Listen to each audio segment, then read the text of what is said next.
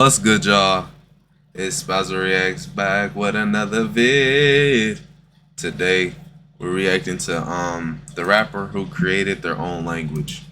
Bro, I'm gonna be real with y'all, bro. Do not talk freaky to a girl and you aren't ready for them to actually like you, bro. I've experienced this too many times. I never learned my lesson the first time. I'm thinking, bro, that's my problem. I'm thinking I could just be some type of incubus and they won't fall in love. That's my thing. Bro, I'm gonna be real with you. When it hits a certain time at night and we sitting there texting, bro, things can get a little dirty. That's the thing, though. It's like, bro, who cares? And it's like I turn to a whole different person. Like at first, I could be like Karen. I'm be like, yo, let me not do this, cause then they gonna get attached, and I'm not ready for that. Being real with you. But then it's like when it hits nighttime, I'll be like, fuck all that shit. I don't care how they feel. All this, bro. I turn to a fucking incubus. I'm just ready to take their soul and leave, bro. That's like I become a real fuck nigga. Like I'm just here to fuck and leave. Like shit gets so crazy. And the reason why I say this is because if y'all remember my last Yap session, either it's in the Blade reaction to Crest. It's either by the time this drops, it's either already going to be uploaded or it's going to be switched around. It's going to get uploaded before that one. Anyway, but if y'all if y'all listen to it, basically I say on the trip I was texting this one girl type thing. It was talking freaky back and forth, all this, which, bro, let me tell y'all, bro, she gonna say, and I know I told y'all I had an ABC. If y'all know what that is, it's an average black cock. I told y'all. Anyway, so boom, what's it called? She was like, she basically saying like the other dude she was messing with, she couldn't feel it. I'm like, that's tough. I don't know what to say for that. I can't relate. You know, I feel like I do. I feel like I do pretty good. You know, considering my first, I feel like I do pretty good. I was doing my thing. I was doing my thing. But anyway, she was like, basically, I said like, I was like, what is small to you? She said, anything under 7.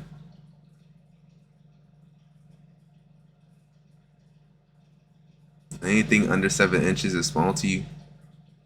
Come on, bro. And the reason how I knew she was lying, bro, I could tell. I could tell. 5% of people that say this probably be telling the truth. But I know 95 be lying. And those be the ones that watch porn all day and all this. You up, like, bro, you up to no good. You have expectations that will never be met. Because this is how I know, right? Boom, she goes to say, and she was still gonna let me hit anyway. But she was like, what she say, bro? She was like, anything under 7 is small. And I told her shit, I was average. I mean, that's like what, 5 inches or some centimeters? I don't give a fuck. Either you take the 5 or you don't. You know, it don't matter to me. And she was like, that's fine as long as you know what you're doing. Whole time, I know either she's a virgin or she just watched too much porn, bro. We was talking about like what's called like what she wants me to do, you know, that whole type thing. You know, like when you in the moment be like, yeah, I'm about to do this, I'm about to do that, all this, right? The you know, y'all know them texts, bro. If y'all know them texts, you haven't lived. But basically, right? So we just chatted it up back and forth. Now she was like, would you let me like choke you while I ride you? And I'm like, yo, like I'm gonna be real, I would like factual. It can't be no like no, but it's like just a little bit, you know. Eh, we gotta be locked in for that, or you at least gotta look good, cause like I don't want no ugly girl choking me. Like what the fuck is you doing? If that's the case, I feel like you're gonna try to kill me, and I might have to backhand you. But if you like find a shit and you choking me, just like a little slight choke, I will allow it. Like my ex, I didn't even feel like I really liked that shit. Bro, she pulled that shit on me one day by the cafeteria. I'm gonna be real. I folded. That shit felt too good. I don't know what it was. I almost bust on myself. What am I talking about? But anyway, boom. So I'm like, all right, that was like kind of strange. So then we was talking. She's basically saying she want me to throw her everywhere and all this.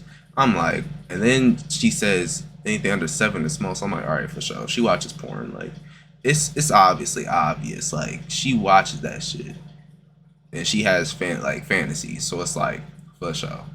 But I feel like I just do my job too well. Like, bro, like the way I rearrange my words. All right, I'm not giving myself enough credit with this shit, bro. I'm just like a fucking goat with this shit, bro. Like, it's one thing for me to approach a girl and all this. My texting game when it comes to the freaky shit be on top goated. And I think it's because I had so much experience, like elementary school type shit. I think I had so much experience with that. So when I got up to high school, bro, I'm just a fucking goat with this shit. I'm like hitting like psychological type shit, bro. Like, I'm just knowing how they feeling, like reading this shit, bro. But anyway, boom. So basically, she basically said like I had her heartbeat on both of them, talking about, yeah, like she likes you, all this, and she talking about that she like, I'm doing my fucking job. I feel like a whole incubus. But then it comes the next day and she asks me, 1, do you think I'm girlfriend material? 2, what is your intentions talking to me? And 3, what was the other question?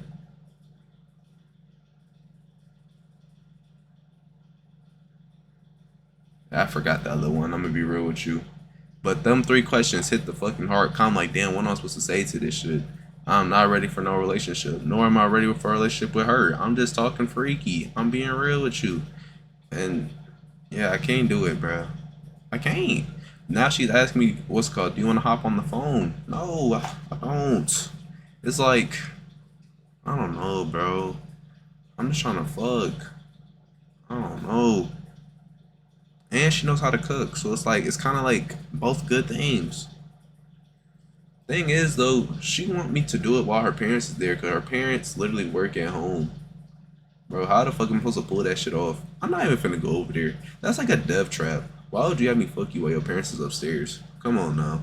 That shit is redonkulous. I'm not doing that shit. I was thinking about it though. I'm like, damn, I really could hit those and leave. But no, I'm not finna do that, bro. I really gotta like, bro, it's Mona Lisa was right. I literally have no standards. I really will smash anything. That's the problem, bro. It's like, if I'm horny, bro, they look good automatically. I don't know what it is. Like, I was in my hotel room or like the hotel, and we would see like these like, you know them people that stand at the desk, right? I told you about the white girl. If I would have busted like 5 minutes before, she probably wouldn't even look good to me. But since I came in there, what's called, with my energy full like a fucking gas tank, she looked pretty good. Same with the other Latina in there. I had to ask her to give me a plunger. We ain't had no plunger in the fucking room. I was like, bro, can I get a plunger? Whole time she was like, yeah, let me see if we got one. I'm gonna be real, she was looking kind of nice. I don't know if it was just because I was horny or what. I'm telling you, bro, they look nice when you're not, like, when you're horny, bro. They look nice regardless. But if you bust, they look ugly as shit. Anyway, but yeah, this is a paid request type shit. I didn't know this video shouldn't be this long. I thought this was a song or some shit, but I thought wrong. But anyway, let's see if we can get through this 31 minutes, because I didn't think it would be this long. But let's get to it, y'all.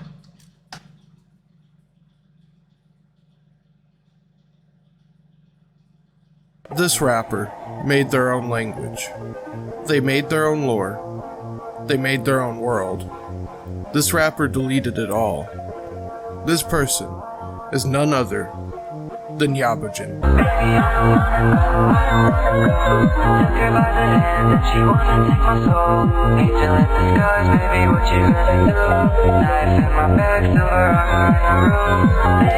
This song kind of nice. I don't know if I ever reacted to this, but this is kind of nice.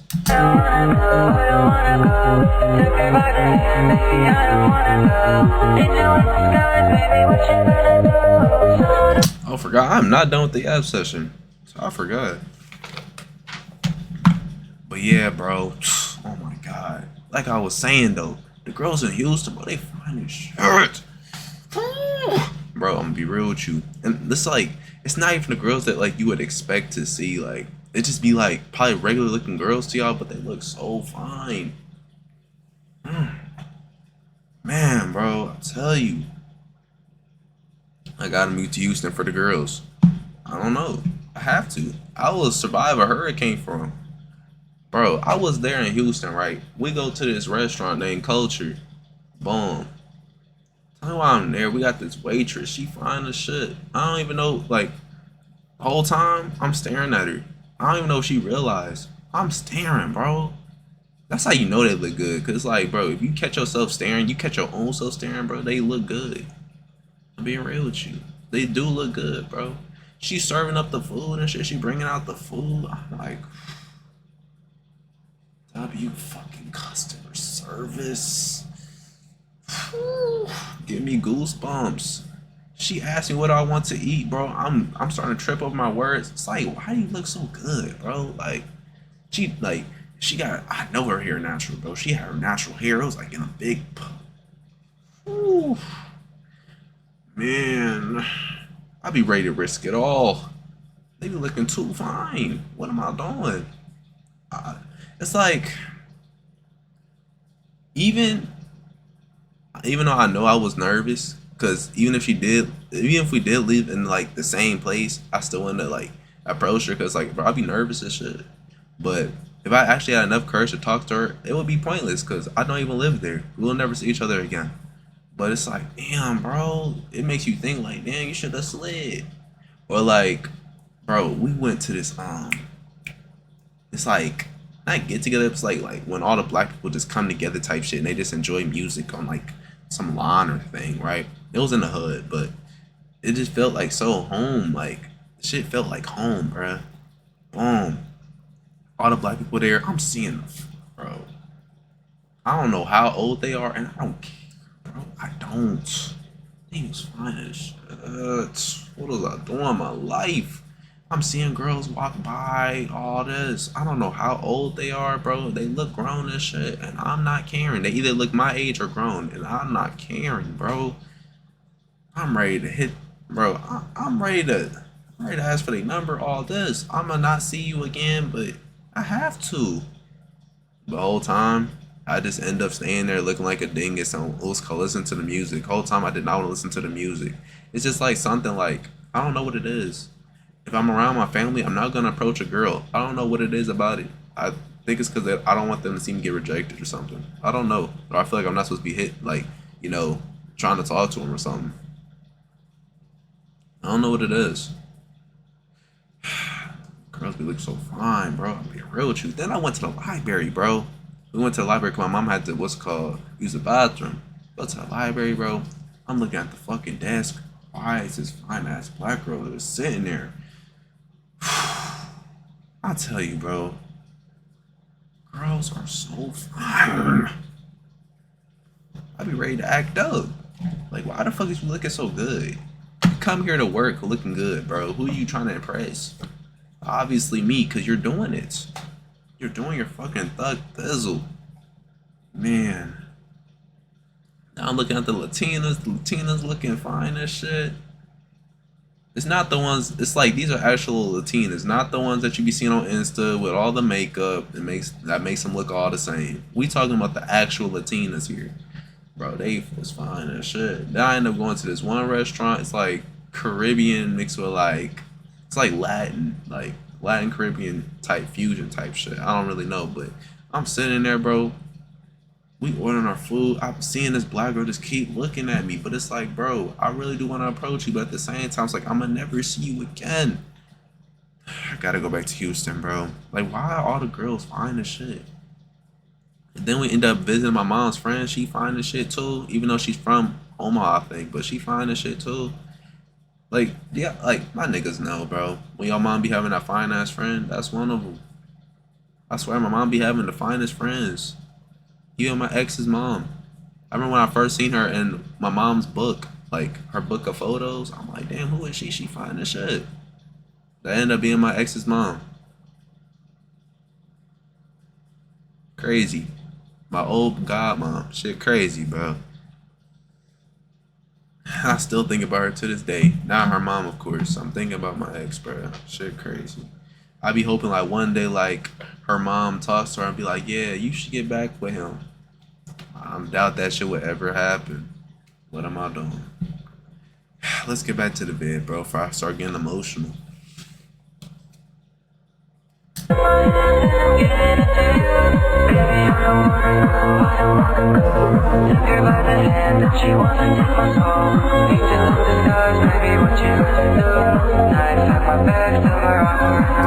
I did react to this.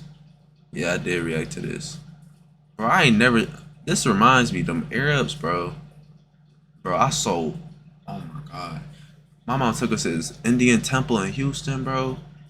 Why am I seeing Indian girls there that look fine as shit?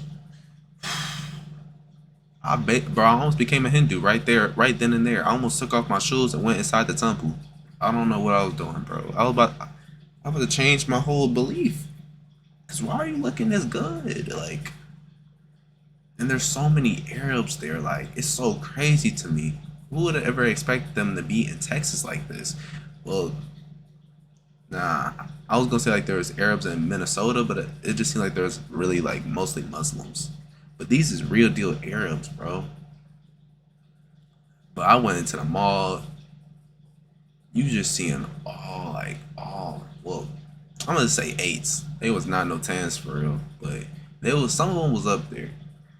And then this one dude, he was like, he got me to smell like this one cologne. I'm thinking like that's it, bro. This man kept pulling out them strips. If you look on my Insta and you see me counting up strips on my leg, that's basically like them strips that they spray the cologne on and shit, or the perfume, and do this so they can have you smell it. I was doing that all day. I got like 80 of those or something, like 50. He just kept pulling them out because he thought I was gonna buy them. My mom had to get me out the gym. She said we was gonna be back. We were never back. Now look at me in Omaha. Basically lied to him. It's just crazy. But yeah, back to what I was saying. Arab girls are fine.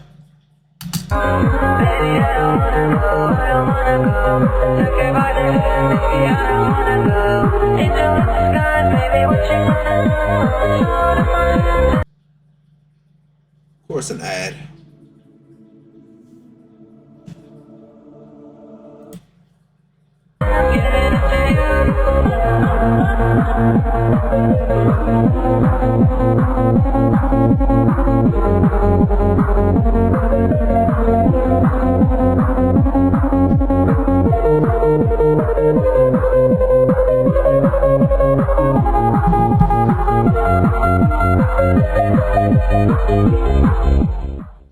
We've talked about several musical acts on this channel. We've entered the Arizona with Vane FM, crossed the Rainbow Bridge with Cemetery, and explored the abandoned house of Kate Moss. Yabajan is different from the previous musical acts because of 2 reasons. 1. Yabajan is not simply a musical artist. They have made several videos and images with a distinct aesthetic and editing style that help create his own persona. Their presence and engagement online is unique as well. Imagine if you took the standoffishness of Lil Ugly Mane and the crypticness of James Ferraro, but kept the multiple aliases and side projects. They even made their own video series called Azeroy, which I'm going to be talking about. Don't you worry. 2. Yabajan deleted his Instagram, all but 2 tracks from his SoundCloud, and all but 1 video from his YouTube channel. It's tricky to talk about someone who kinda doesn't want to be talked about. However, I understand Yabajan, or whatever their real name is, has a right to their art and where and how they want to distribute it. Yabajan doesn't owe anyone anything, but still, the impact Yabajan left on the underground music scene should not go unrecognized. I'm going to specifically dive into Yabajan's artistic output from 2018 to 2022. Earlier aliases like Lamanaga or Nomad will not be talked about in depth in this video,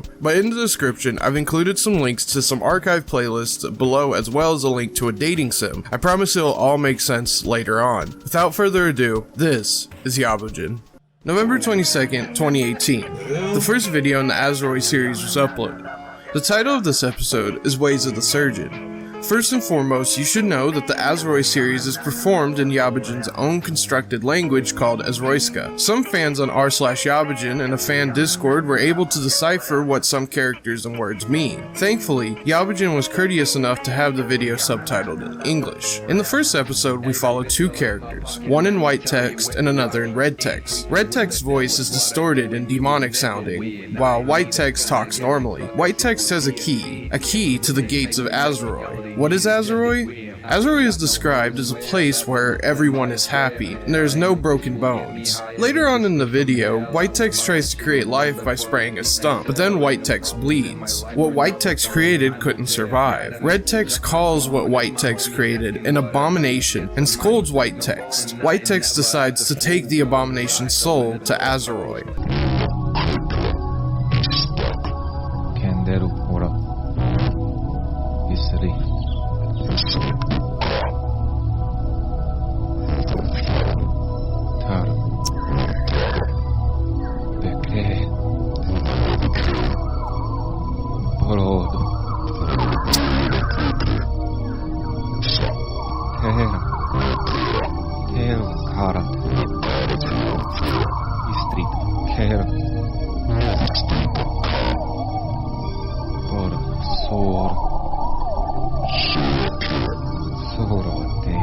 Bro, what?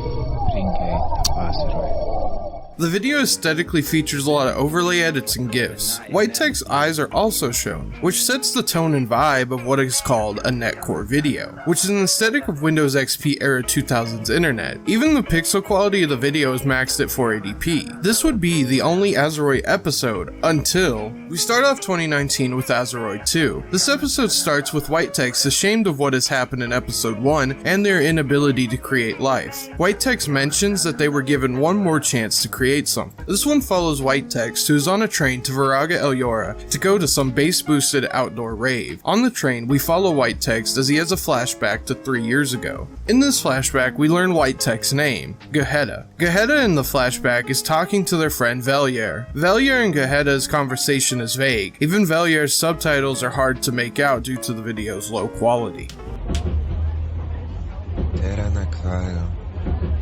Also, velera trejera. Velir, vad exakt är det? Nej, jag kunde inte alla höjder. Hon tog åkarna med ur kuppen där jag ser. Jag såg och insåg att gaur. Jag ser det. I vlag. Accidents in a sense. Yeah, it was an Easter time. Fuck. Let it go, what's going on here? Kanske det väl är det too.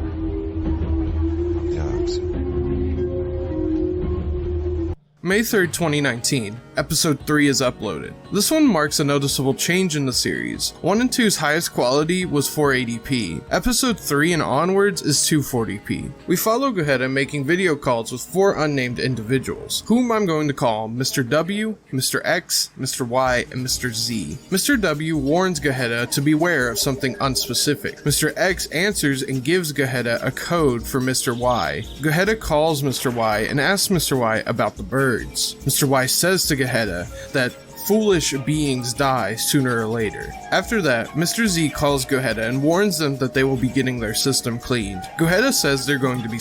Bro, it's like he has a story, like he's storytelling and it makes sense, but it doesn't make sense. For example, at the same time, he's telling a story. He has it like all out, but it's missing like details. Like I feel like it's like if you read a book and you take out some pages, that's what this feels like. I feel like not all the details is being told or something, but it's pretty creative, so safe. Mr. Z doubts. Finally, Mr. Y calls Geheda back and they are read. Mr. Y tells Geheda that there are no birds here and that this realm is a joke. This is like a secret weapon. It's Arcade by Output, one of the greatest plugins that I've ever used.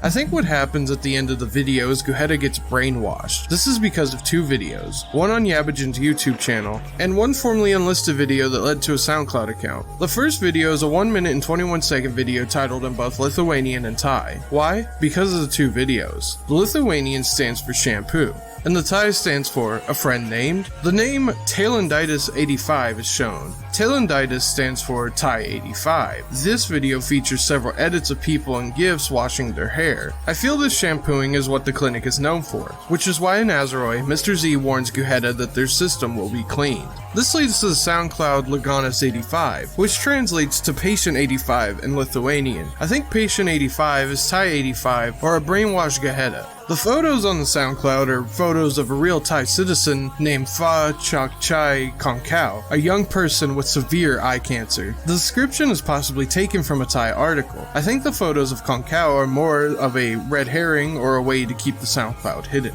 The only track on the SoundCloud is Draugas Vardu Sejustas, which stands for a friend name. Going to the video and description, it leads to a track performed by Thai 85. I think Thai 85 is Guheta post brainwashing. As Thai 85, Guheta raps in a cryptic and droning style. The top of the video has Guheta's eyes at the top of the screen, similar to Azeroi 1 and 2. In the song, Guheta mentions a lighter and burning, and in Azeroi 1, lighting a fire is essential for creating life. November 15th, 2019. Before I talk about Azeroi 4, I want to talk about Azeroi 0, which came out far after Azeroi 4. Azeroi 0. Yabajin the One-Eyed End explains a little bit about the number meanings behind Yabajin. 1616 is an evil number associated with chaos. 8888 is a good number associated with magic. 1688 is either both extremes of evil and good associated with chaos magic. I don't think these numbers are dates because, well, we haven't passed the year 8888. But if you add up the numbers, 1616 you get 14, 8888 you get 32, and if you add up 1688, you get 23. 23 is the number of chromosomes in the human body. Keep this in mind as we look at Azeroi 4. Azeroi 4 is titled... I'm gonna be real. I can't tell if this is actually what Yabajin meant to do, or is this a stretch? Like how we try to decipher Blade lyrics and try to get all his meanings. I feel like we really do be stretching it sometimes. Like I feel some of this really do be a stretch, because you think Yabajin really sat out here making these numbers, made them add up to 23 chromosomes that make up a human just to do it type thing? Like I don't know. That really did feel like a stretch, but I mean, I guess. Birth. It features in the video a head being cut open. Perhaps this is Guheta during his cleaning / shampooing. Since this is only a minute, I'm going to play it. Also warning for a slight jump scare.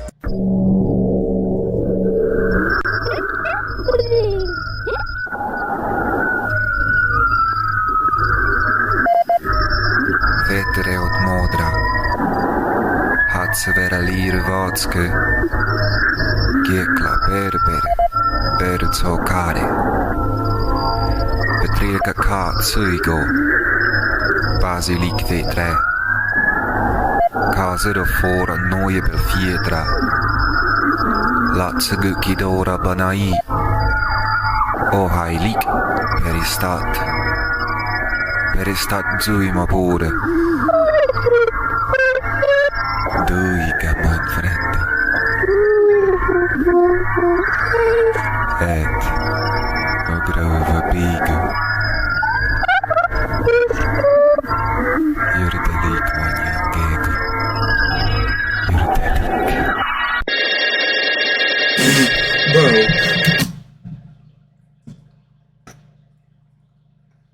I'm sorry, bro. Why would you just...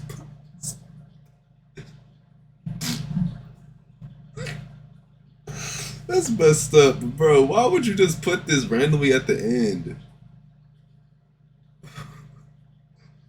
I have no shame. Have no shame, bro. Cause like, why would you just randomly put this at the end?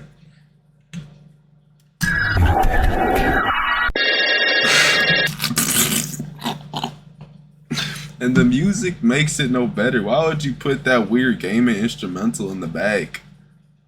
He just want, bro. That's what he wanted. He wanted us to laugh. See, I have a reason to laugh now.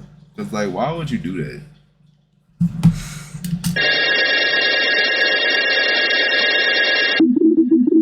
Well, it looks like Gaheta has finally created life. Whomever or whatever the purple text is the life they created. In the video, we see 1616. Remember, this is an evil number. It looks like Gaheta created something that's not good and will grow and become something big. Between Azeroi 4 and 5, Yabujin dropped a mixtape and EP. Some of the people Yabujin followed on his SoundCloud were Sewer Slut, Black Cray, High C, Dollywood 1, and Majin Bloody. Perhaps some of these people were influences on Yabujin's sound, with the bit crushed or high-pitched vocals and synths reminiscent of PS1 JRPGs.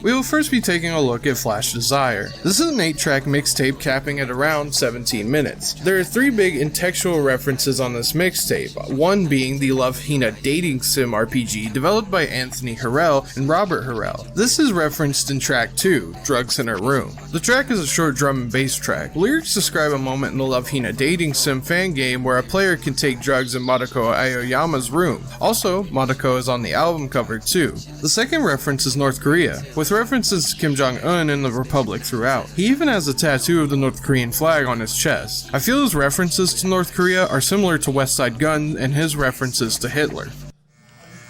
The whole Hitler wears her mask, man. You know, the title, man, was just, I wanted to come with, you know, some of the grimiest but flyest shit I could come up with, cause like, that's basically my whole style, you know? Just the grimiest, flyest shit I can think of, so, you know, everybody was already used that Devil Wears Prada, and I'm just like, you know, I want to flip that right there. Like, that was something, I just wanted to come with somebody that as soon as you hear, you be like, yo, that shit's crazy, but fly at the same time, so that's how I really came up with it, you know what I'm saying?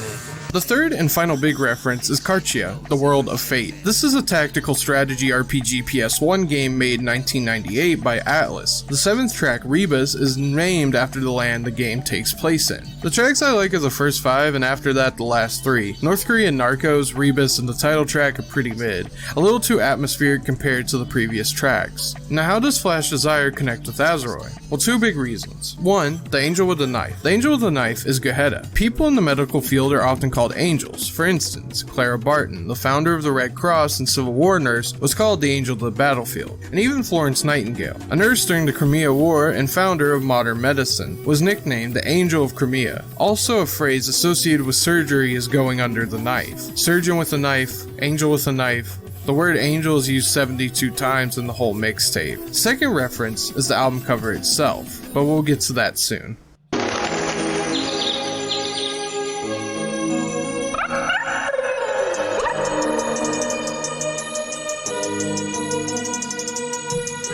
I ain't gonna lie, his style is very inspiring though. Like, not once when I've been watching this video, I've gotten bored. It's like, he really did create his own stuff. So interesting to me. I like docs like this. It's like so interesting.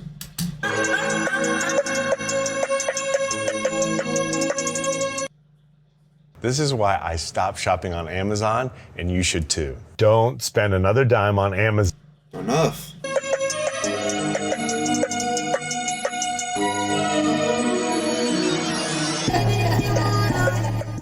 Next is the Baroque EP.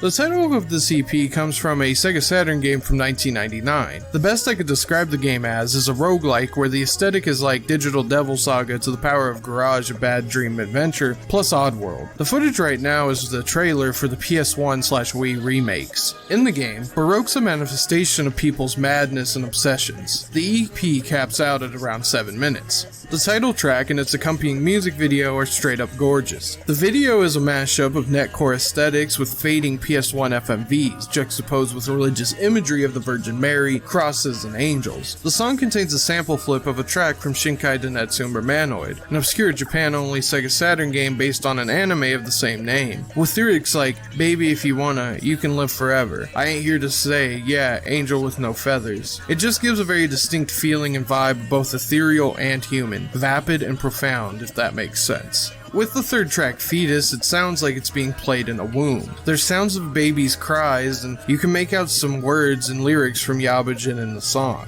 Overall, the EP is more cohesive than Flash Desire in my opinion.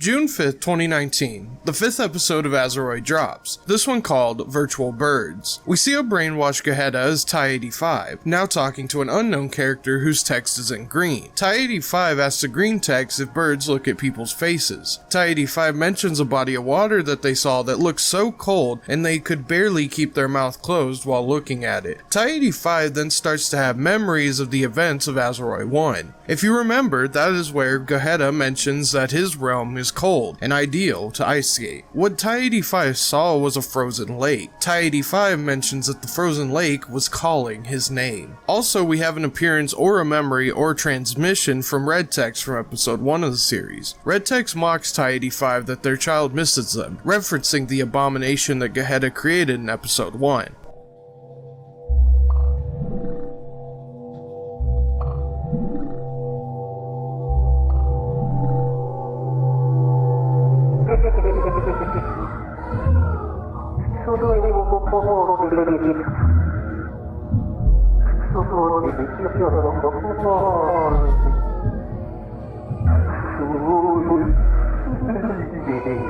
We then see a 3D ultrasound of a baby transposed over a surgical extraction, referencing the fact that Gaheta failed to create life. Tai-85 mentions that they are having memories they do not understand, and don't know where they're coming from. We end the video with a slight jump scare, which is probably the scariest the series gets, with this uncomfortable image of someone slumped over in a chair, and a transposed person coming in. I think at the end of Azeroi 5, we got Gaheta back.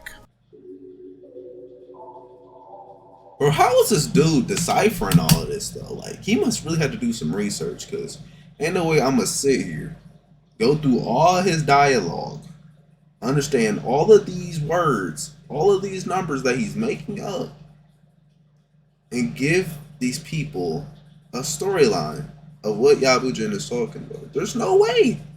How much? What is his 260K in 1 year? That's not enough. This man, he needs more. Like, how did this man sit here and do all that, bro?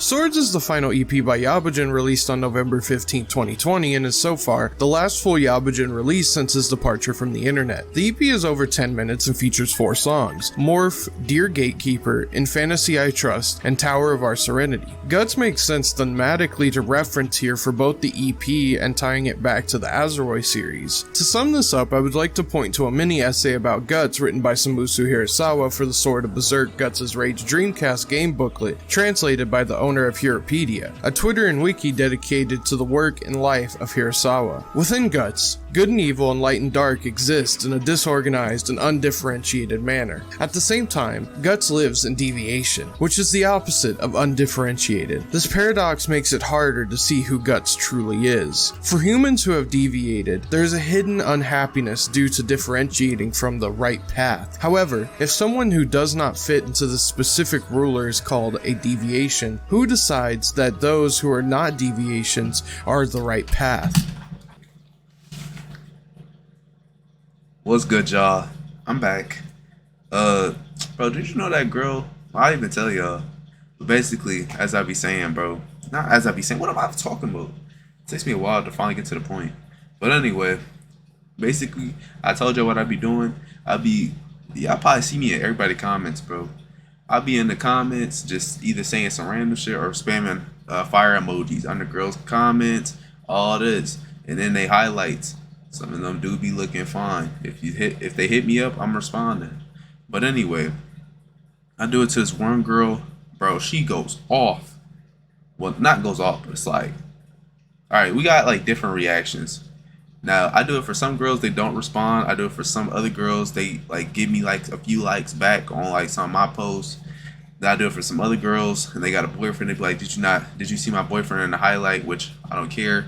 This girl said that when I was in Houston. I just liked the message because, like, bro, I'm not trying to steal you from your boyfriend. I don't even know you. But, which I be very, like, questionable on y'all because, like, if I'm not, like, a threat to our relationship, why even respond? Like, why even respond to me liking your stuff? You should just take that, like, as a sign of support. Like, why does it always gotta be, like, me trying to take you away from your boyfriend? Like, that was in your head, not mine. So in that case, I feel like you was already thinking about me. You just think that I'm fine and you just wanted a reason to text me.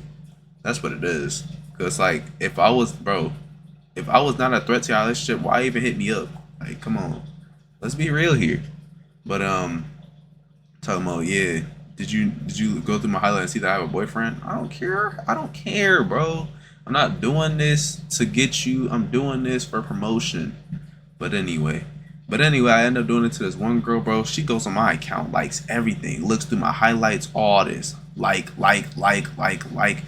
the posts, liking everything, bro. Like, she's liking everything, bro. I'm like, damn. I'm looking through. I'm like, damn, she is fine. And she keeps liking, like, I'm post today. She keeps liking. I was saying to myself, like, bro, don't even hit her up. But I'm like, she keeps liking though, so I'm like, fuck it, right? Bro, it turns out she's 24. She thought I was in my 20s. I don't know what it is, bro. I think people just be thinking I'm in my 20s, and once I say my age, like, they be surprised. Like, am I really, like, do I really look old? I don't know, bro. I be thinking, like, I look like a normal teenager. Niggas be thinking I'm old or some shit. So when I finally say my age, they be like, really? Like, that's how the other girls reacting. When I told her I was 18, bro, she's like, I'm really a whole MILF to you. Whole time she's like 24. But yeah, bro. I thought I looked like a regular ass teenager, but niggas thinking I'm old as shit. Anyway, let's get back to the vid. Oh, and also, I know she's still gonna keep hitting me up. I'm telling you, bro, they make you seem like you young, but the whole time they still like you. I don't know, bro. Just go ahead and give up the act. I know you love me. But anyway, let's get back to it.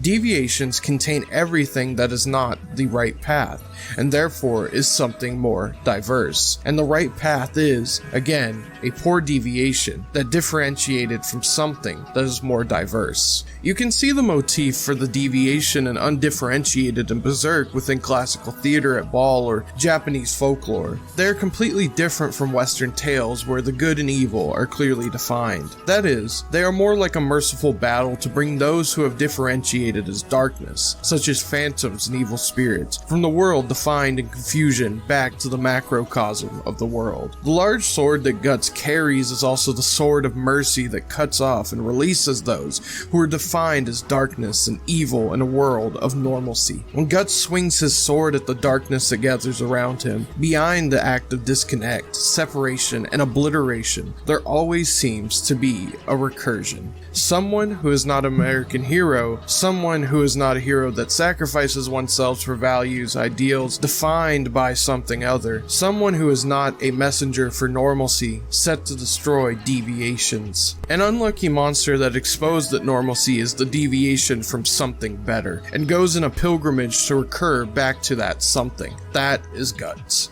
The reference to Guts and more samples on this 10 Did all that talking, I still don't know what they talking about. minute EP can be tied back to what we have experienced so far in the Azeroi series. For example, the track In Fantasy We Trust samples Balam Garden from Final Fantasy VIII. If you played Final Fantasy VIII, you know characters remembering who they really are is a big point in the game, so it makes sense for Guheta to remember who he really is, to deviate from the normalcy and brainwashing. Much like Guts, Guheta is not an American hero either, and as we've seen so far in the series, Guheta is not a cut and dry hero much like the typical Western heroes that we see in the media. Still, Guheta's differentiation from the normalcy of the world by way of creating life and going through the various trials brought on by the world, its beings, and himself is the metaphorical pilgrimage that he has endured for something better.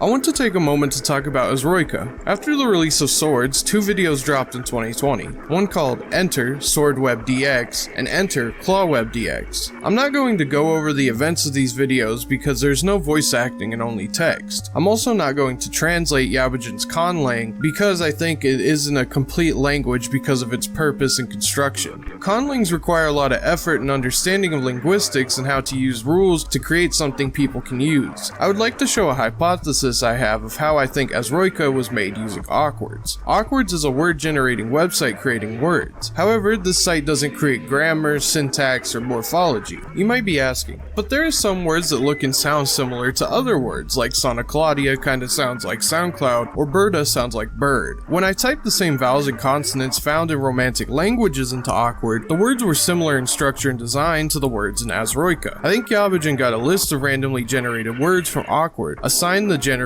words to words in English. I would assume English because the Azeroi series has English subtitles. For example, let's take a look at Yoshimi-ish created by this episode's writer Telephase for a crash course in Awkwards. Here are some of the words in Yoshimi-ish, and we will be translating the phrase I reheated my leftovers as Ri, Ayue, Zaya, Zoke.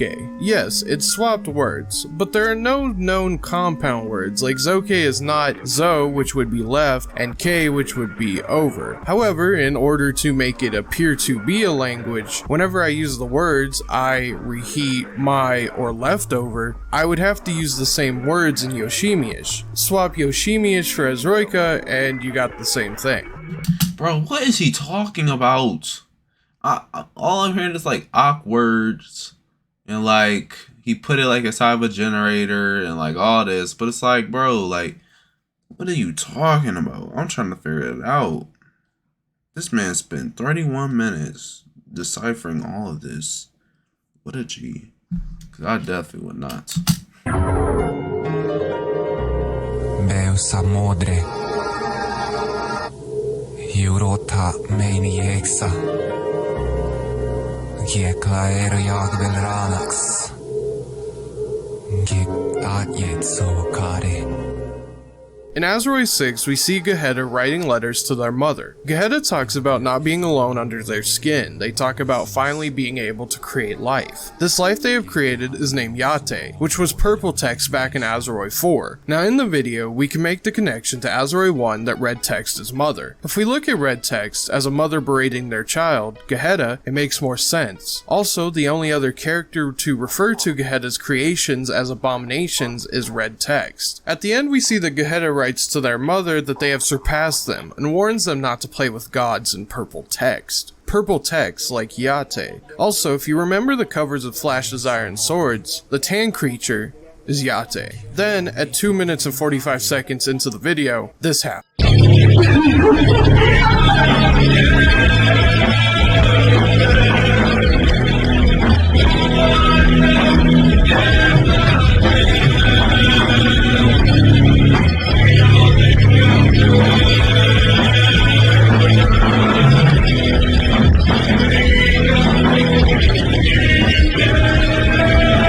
So during this clip, a slowed down version of Cocktail by Russian metalcore band Stigmata is played. This, I have no idea. Remember when I said that Azroika can't be translated unless you're Yabujin? Well, why would someone make a language that is only for them?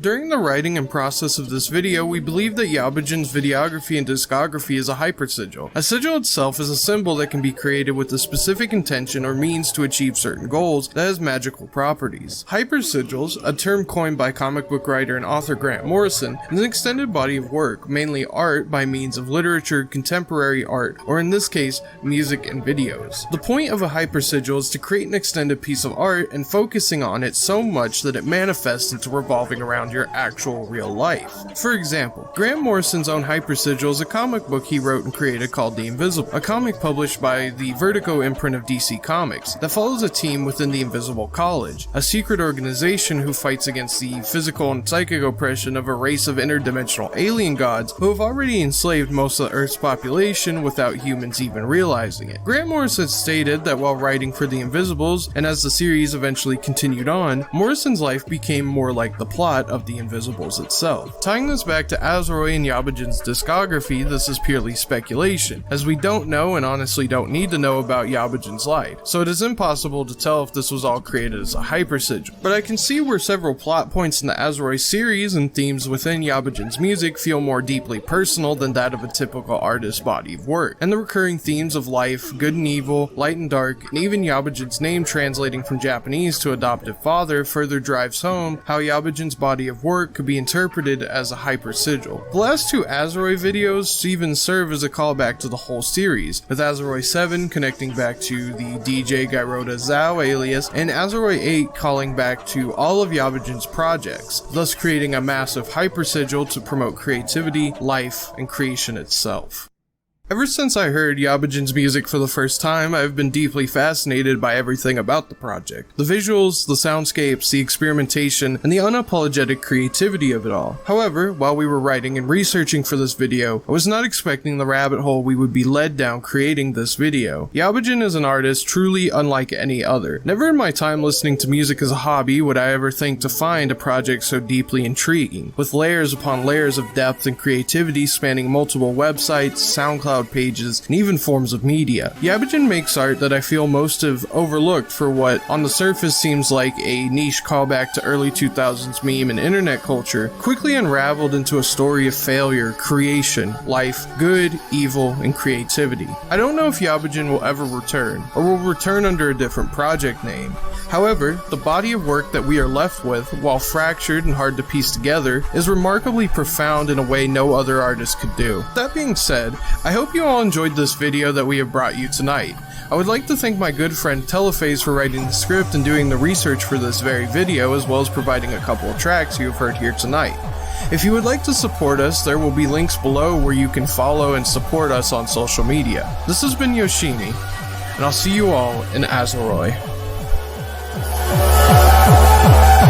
I ain't finna listen to that ear rape. But W video, I'm gonna be real with y'all. That was the longest video Nah, that's a lie. That is not the longest video I ever watched. But just to hear him talking, not really circles, but it's like just to hear him talk about all this and trying to wrap your brain around all this is just, I don't know, mind-boggling.